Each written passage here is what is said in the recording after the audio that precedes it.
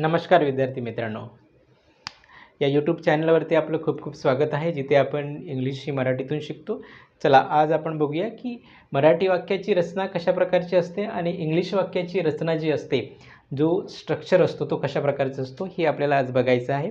काही सेंटेन्स आपण याच्यामध्ये घेतलेले आहेत, ज्यामुळे तुम्हाला लक्ष ना की मराठी वाक्याची एकंदरीत रचना कशा प्रकारची आपल्याला बनवायची असतो आणि इंग्लिश या वाक्याची रचना कशा प्रकारची बनवायची असते. हे बघा, यामध्ये काही वाक्य दिलं आहे. पहिले रचना बघूया आपण की मराठी वाक्याची रचना कशी असतो की कर्ता, कर्म आणि क्रियापद कशा प्रकारची असतो.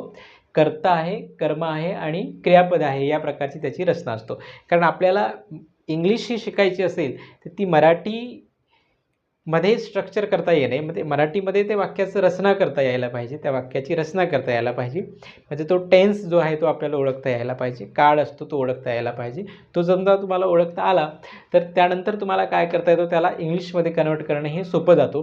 म्हणून मराठीमध्ये कशा प्रकारची रचना असतो तर कर्ता, कर्म आणि क्रियापद या प्रकारचे काय असते, रचना असते. आता इथे बघा काही वाक्य दिले आहेत, आपण हे वाक्य बघूया.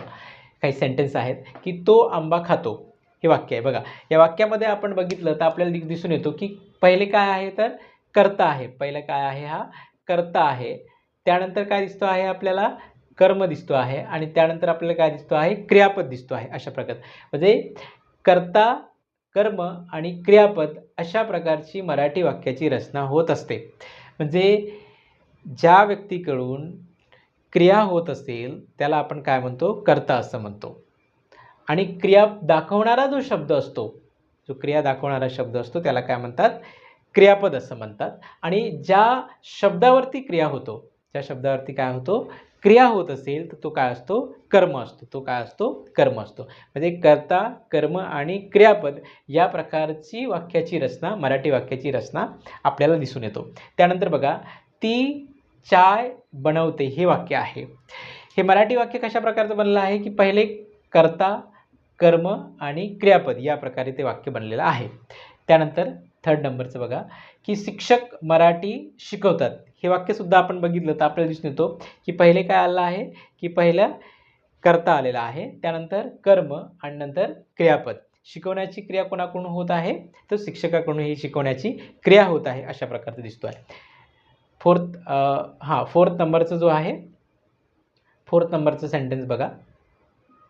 फोर्थ नंबर सेंटेन्समध्ये काय होतं, तो गोष्टी सांगतो. तो काय करतो, तो काही गोष्टी आम्हाला सांगण्याचा प्रयत्न करतो, म्हणजे गोष्टी सांगतो. तर बघा यामध्ये काय दिलं आहे की तो गोष्टी सांगतो, म्हणजे कर्ता, कर्म आणि क्रियापद या प्रकारचं आपल्याला वाक्य झालेलं, सेंटेन्स झालेलं दिसून येतो आहे. त्यानंतर आहे 5व्या नंबरचं बघा, तिने संदेश दिला. तिने काय दिला, संदेश दिला आहे. म्हणजे याच्यामध्ये पण काय आलं आहे की कर्ता आपल्याला दिसून येतो, त्यानंतर कर्म दिसून येतो आणि क्रियापद आपल्याला यामध्ये दिसून येतो, क्रियापद दिसून येतो. अशा प्रकारची मराठी वाक्याची रचना असतो. म्हणजे या मराठी वाक्याची रचना समजा तुम्हाला लक्षात आली तर इंग्लिश वाक्याची सुद्धा रचना आपल्याला काय असायला पाहिजे, माहीत असायला पाहिजे.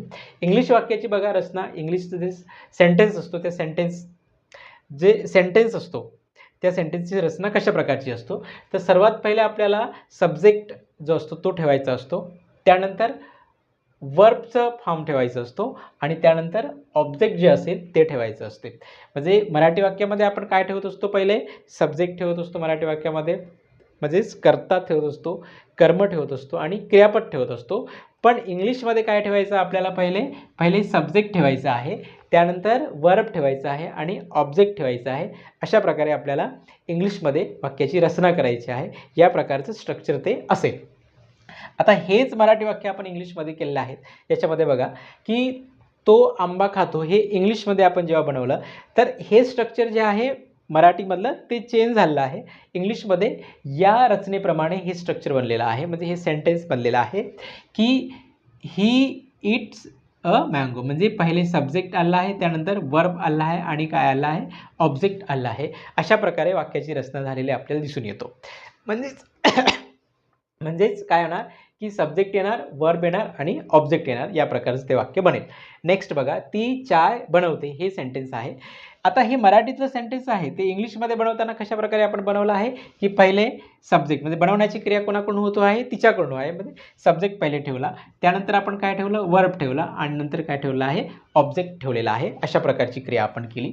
नंतर आहे शिक्षक मराठी शिकवतात. शिक्षक काय करतात आहे, काय करत आहेत, आपल्याला मराठी शिकवत आहेत. म्हणजेच काय होणार, teacher teaches Marathi, teacher teaches Marathi, अशा प्रकारचं ते सेंटेन्स बनेल. म्हणजे पहिले काय आलं आहे, सब्जेक्ट आला आहे, त्यानंतर काय आलं आहे, वर्ब आणि नंतर ऑब्जेक्ट, अशा प्रकारचे सेंटेन्स बनलेलं आहे. नंतर बघा, तो गोष्टी सांगतो, तो काय करतो, गोष्टी सांगतो. हे मराठीतलं वाक्य, मराठीमध्ये आपण हे वाक्य बनलं आहे. इंग्लिशमध्ये कसं बनेल ते की ही टेल्स अ स्टोरी. म्हणजे पहिले काय आलं आहे, सब्जेक्ट आला आहे, त्यानंतर वर्ब आला आहे आणि नंतर काय आलं आहे, ऑब्जेक्ट आला आहे. अशा प्रकारचं रचना ती बनलेली आपल्याला दिसून येतो. नंतर बघा, तिने संदेश दिला, तिने काय केला, संदेश दिला, हे वाक्य आहे. पहिले काय आहे, देण्याची क्रिया कोणाकडून होत आहे, तिच्याकडून होत आहे. म्हणजे शी काय आहे, सब्जेक्ट आहे, त्यानंतर काय आलं आहे, वर्ब आला आहे. देणे म्हणजेच वर्ब आहे, म्हणजे इथे गिवचं गेव आलं आहे आणि त्यानंतर काय आलं आहे, ऑब्जेक्ट आहे. शी गेव अ मॅसेज, अशा प्रकारचं ते सेंटेन्स झालं. म्हणजे मराठी वाक्याची रचना आपल्याला समजा माहीत असेल तर ते इंग्लिशमध्ये या प्रकारे करण्याचा प्रयत्न आपल्याला करायचा आहे.